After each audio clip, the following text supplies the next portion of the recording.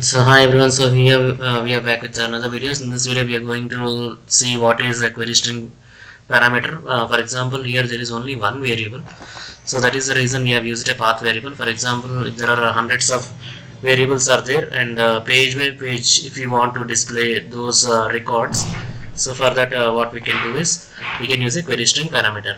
So if you see, the first query string parameter starts with the question mark, and then the parameter name and then value. And the second query string parameter starts with the ampersand, query string name and value. This is how we can declare a query string parameters in the URL. So in the controller class, how we will declare?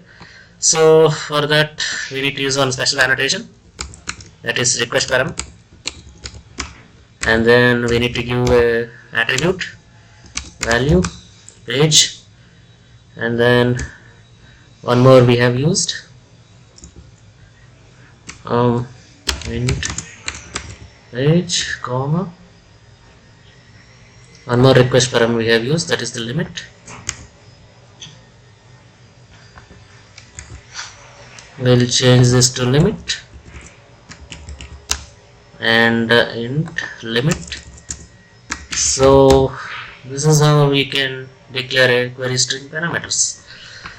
So let us print those query string parameters. Page value is plus page plus, and then the limit value is plus limit.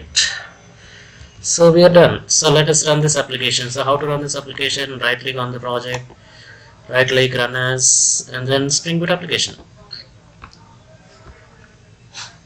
So our application got started. So let's test this in Postman. Click on send. So if you see, page value is 1 and the limit value is 10. So this is how we can use query string parameters in Spring Boot controller class.